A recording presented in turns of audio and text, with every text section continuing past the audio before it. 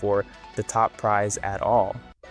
No normal person thinks these rules themselves are reasonable, but there's a consequence baked into the structure that I don't think anyone has fully understood the consequences of. What the Oscars are doing now is rewarding the year's best film as judged by a voting body that the Academy has spent a decade deliberately recruiting for a particular set of values against eligibility rules that the Academy has spent 4 more years deliberately writing to enforce those same values. After half a century of awkward cohabitation, the political content of the speeches and the political content of the eligibility rules have finally moved into the same apartment together. The thank you part of the speech and the activist part of the speech are now the same part of the speech. They sort of have to be.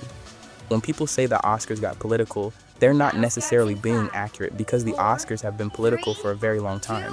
What's actually different now is the agreement inside the room.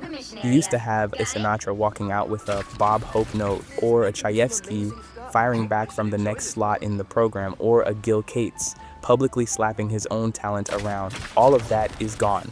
The room speaks with one voice now. It does so beautifully, and the people inside the room have completely lost the ability to hear how strange that single voice sounds to anybody listening from outside the building.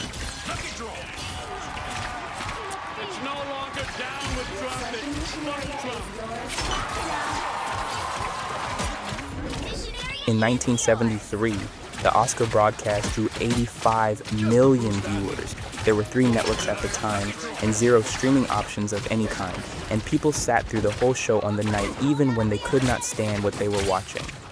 In 2021, the Oscar broadcast drew 10.4 million viewers. That number represents a 58% drop in a single year and the lowest viewership in the history of the broadcast. The Golden Globes the same year lost 60% of their audience. The Tonys collapsed to 2.6 million. The SAG Awards fell to under 1 million people watching. Every major awards show in American television lost a substantial part of its audience inside the same short stretch of years, and almost none of them have come close to recovering since. You're going to hear a lot of explanations for this decline, and most of them are partly true.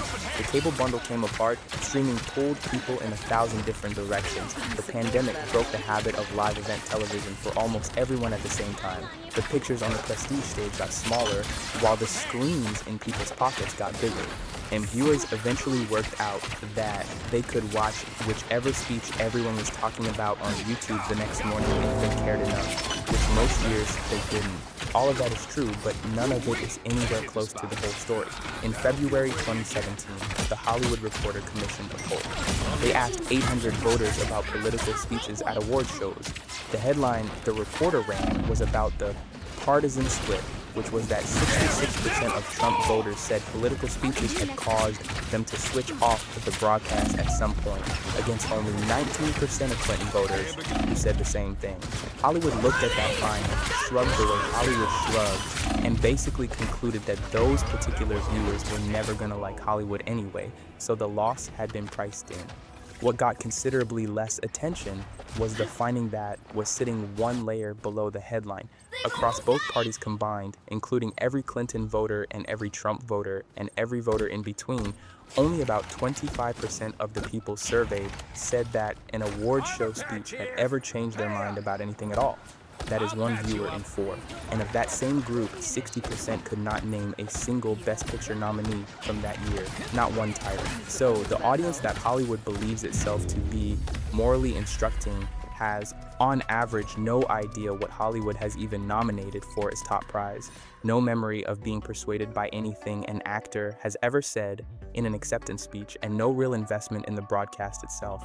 It gets a little worse from there. In 2023, the same publication ran a follow-up poll with Morning Consult, this time with a sample of 2,201 adults, which is a much bigger and more recent number than the 2017 survey. They asked whether a celebrity's political opinion would become more trustworthy after that celebrity won a major industry award. The answer came back at 20%, meaning that only about 1 American in 5 is willing to weight a famous person's political views more heavily after a trophy has changed hands. The same award that the entire industry spends a calendar year competing for, campaigning for, weeping over on the night, and explicitly justifying its political speeches by reference to is, in the considered opinion of 4 out of every 5 people, completely irrelevant to whether anyone should change their mind about anything because of who happens to be holding it. If we actually think about what that survey actually does to the entire moral architecture of the modern awards show speech, you'll notice that the whole genre rests on the assumption that winning the trophy has somehow earned the speaker a moment to instruct the rest of you. And the country has spent more than a decade telling pollsters that this is not an assumption they share. The honest version of the chronology turns sad more than it turns righteous, at least if you have been paying attention to the dates. The Academy spent 50 years gradually dismantling its capacity to push back against political speech on its own stage, then spent another 10 years actively restructuring itself to produce more of that same political speech on a schedule. And the project happened to be completed just in time for the institution to discover that the audience it had been performing all of this for had walked into the next room and not come back.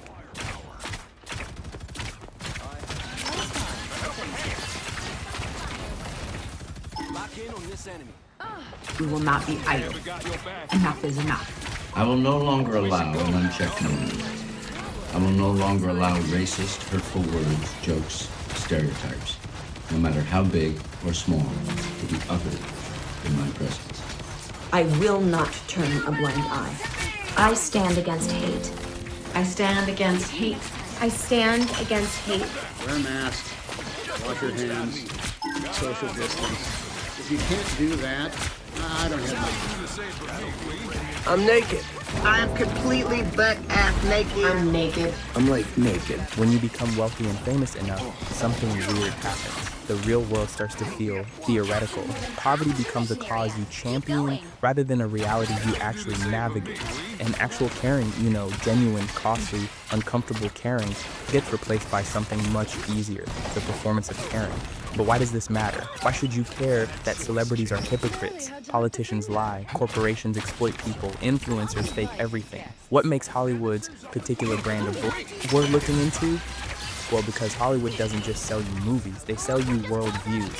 They shape what you consider normal, moral, aspirational. And for the past decade, they've been selling you the idea that they're not just entertainers, they're moral leaders. Climate change is real.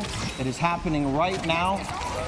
It is the most urgent threat facing our entire species.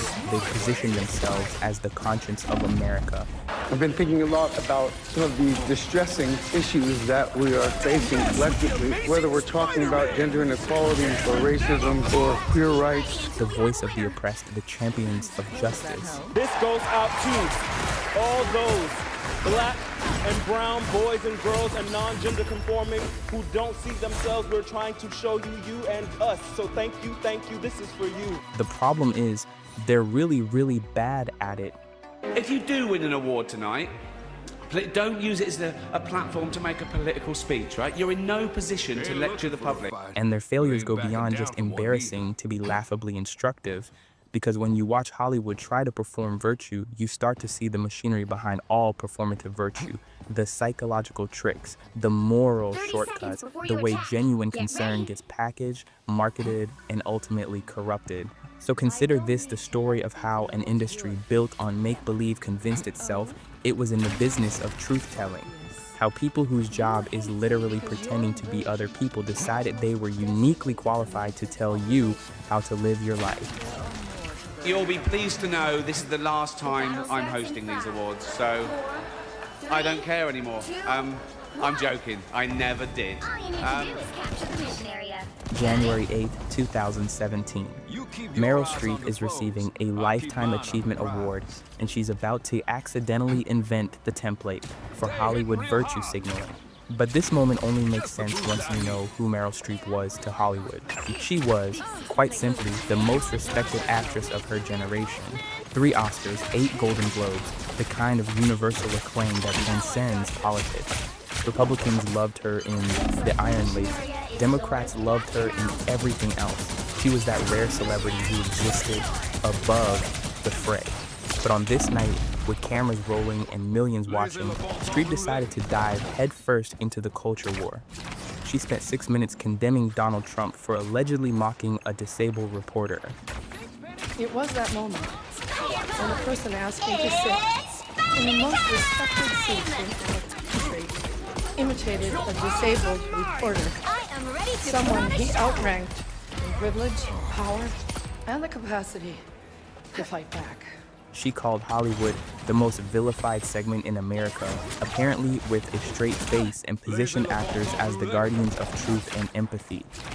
You and all of us in this room really belong to the most vilified segments in American society right now. Think about it. Hollywood, foreigners, and the press. It was like she was leading a resistance movement instead of, just accepting a trophy. Liberal Twitter exploded with praise. Conservative Twitter exploded with outrage. Trump fired back and called her overrated and said he never actually mocked the reporter. Cable news spent days analyzing every word, and Hollywood looked at the explosion of attention and thought, we should do this more often. A big news-making night as well. Meryl Streep making headlines with that speech taking on Donald Trump. And the president-elect is lashed back in just the last few minutes on Twitter, so let's get right to it with John Carlin. John, let me start with what Streep had to say. But what's interesting here is what Streep's speech actually accomplished. It turned moral posturing into must-see television. Suddenly, every award show became a political rally. We have to vote in 2020, and we have to beg and plead for everyone we know to vote in 2020. Every acceptance speech became an opportunity to lecture America. It's our time to have wage equality once and for all, and equal rights for women in the United States of America. Every red carpet became a platform for resistance, but more importantly, it showed us something that Hollywood hadn't fully grasped yet. In the age of social media, virtue signaling wasn't just good for your conscience, it was actually good for business. I mean, think about it. Before Trump, celebrities had to be careful about politics. Alienate half your audience, lose half your revenue. But Trump broke that equation. Being anti-Trump went from just being safe to being profitable. Kind of like a way to appeal to the exact demographic that streams content, buys movie tickets, and follows you on Instagram. So Hollywood leaned in hard, and that's how we got the I Take Responsibility video. I take responsibility. The Imagine video.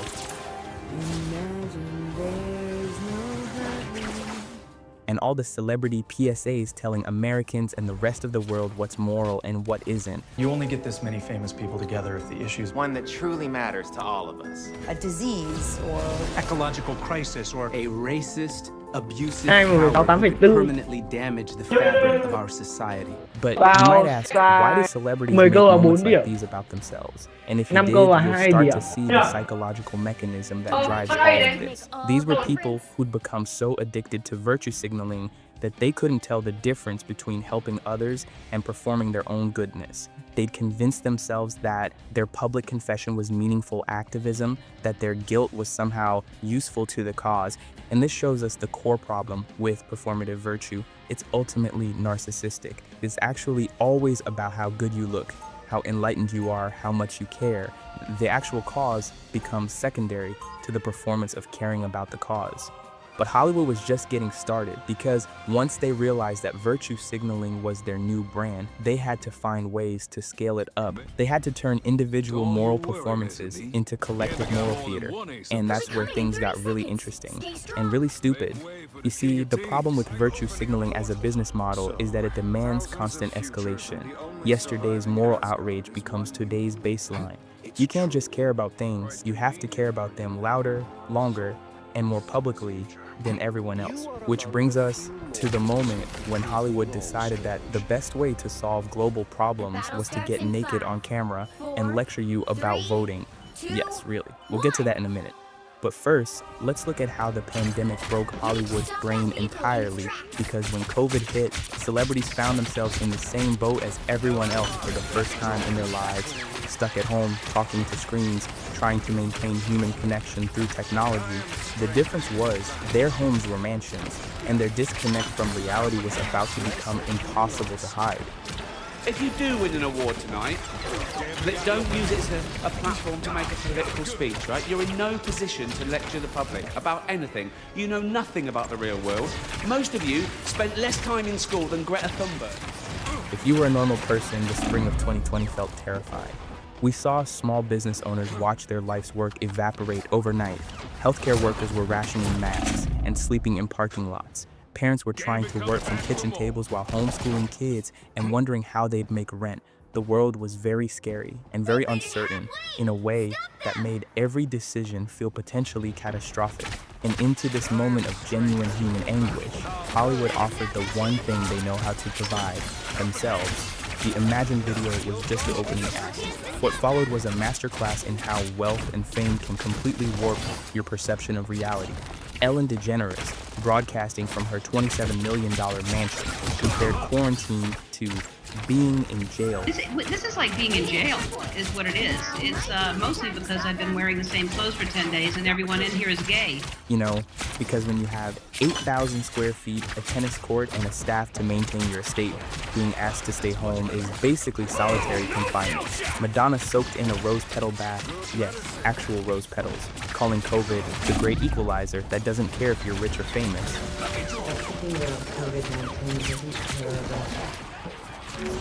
How rich you are. It's the great equalizer. And what's terrible about it is She said this while literally surrounded by symbols of inequality in a bathtub that probably cost more than most people's cars. But what actually made this different from the usual Hollywood tone deafness is that the pandemic had collapsed the distance between performer and audience in ways that made their disconnection impossible to ignore. Usually when celebrities say stupid things, they're saying them from red carpets or talk show couches, places that are obviously artificial, obviously performative. You kind of expect a certain amount of unreality. But the pandemic forced everyone into the same basic situation. The difference was, your Zoom background was your actual apartment. Theirs was a mansion. Your home workout was trying to do jumping jacks next to your couch. Theirs was a fully equipped private gym. Your family time was managing stir-crazy kids in 800 square feet. Theirs was exploring different wings of their estate. It got pretty wild. And it showed us something that Hollywood had worked very hard to obscure. They don't actually live in the same reality as their audience, like at all. And then, as if the universe had a sense of humor, celebrities started trying to address this disconnect. That's when things got truly bizarre. But again, this is what happens when virtue signaling becomes so central to your identity that you lose the ability to distinguish between performance and reality. Ellen genuinely believed her jail comparison was relatable humor, just like the Imagine video singers genuinely believed they were providing comfort. They'd become so deep in their own performance that they'd lost the ability to see themselves from the outside. But it's the psychological trap of performative virtue. When you spend enough time performing goodness, you start to confuse the performance with the real thing. When you spend enough time signaling that you care, you start to believe that the signaling itself is caring. And nowhere was this more obvious than when celebrities started getting involved in political movements they clearly didn't understand. Later that year, a group of celebrities decided that the best way to encourage voting was to get naked.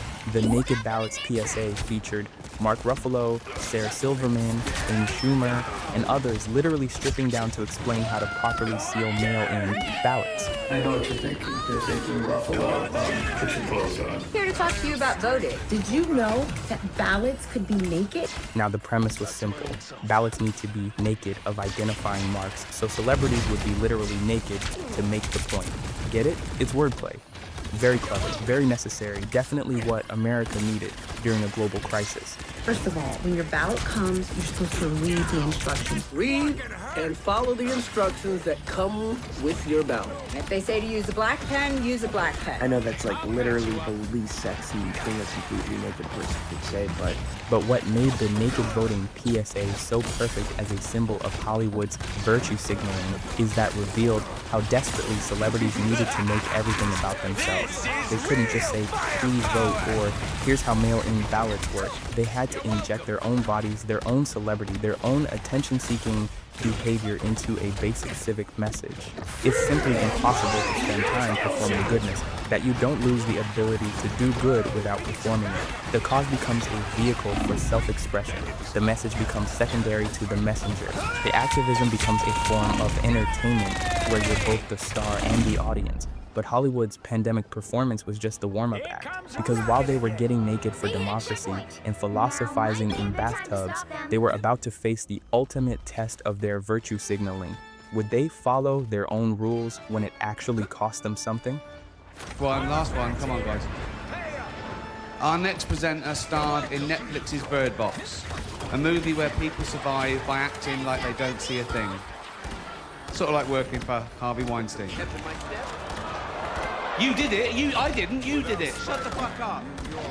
Maybe the question is, why is it taking the United States of America so long to get a female leader? But maybe Kamala Harris. Yes, that is. Maybe Kamala Harris.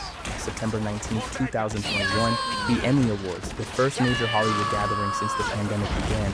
For 18 months, celebrities had been America's self-appointed COVID police.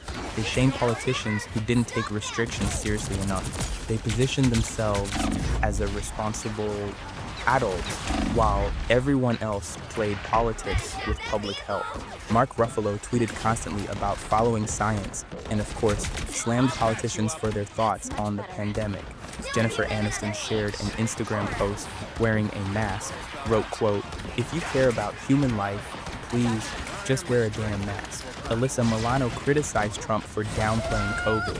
From Taylor Swift to Chris Evans to Lady Gaga, the celebs were the mask-wearing, socially distanced, scientifically literate alternative to Trump's chaos.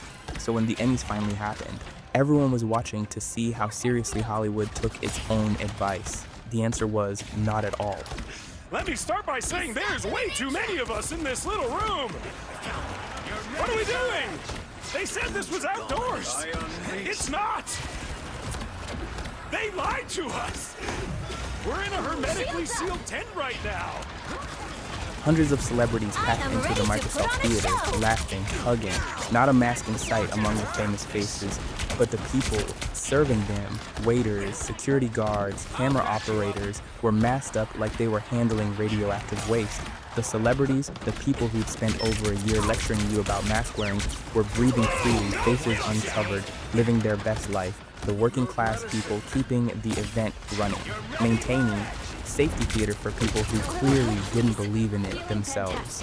First time I saw this, I thought it was a perfect visual representation of how Hollywood actually sees the world. There are the important people who deserve comfort and freedom, and there are the people whose job is to ensure that comfort while remaining invisible. They got criticized for this, of course, but the celebrities seemed genuinely surprised by the criticism. In their minds, they weren't being hypocritical. They were following different rules because they were different, more important, more valuable, more deserving of exceptions. This is the logical endpoint of virtue signaling culture. Spend enough time convincing yourself that you're morally superior, you start to believe that moral rules don't apply to you in the same way. Your good intentions create a kind of moral credit that you can spend on moral compromises. Leonardo DiCaprio has built an entire career on this logic. DiCaprio is Hollywood's climate crusader. He speaks at the UN about global warming. Stand before you not as an expert, but as a concerned citizen. One of the 400,000 people who marched in the streets of New York on Sunday, and the billions of others around the world who want to solve our climate crisis. He produces documentaries about environmental destruction. I admire your optimism, but you start to look at the science, look at what's going on in the Antarctic, and scientists saying that there are sections of ice that guarantee 4 to 6 meters of ocean level rise, which will be catastrophic for the future. He even starred in Don't Look Up, a movie about people ignoring climate disasters.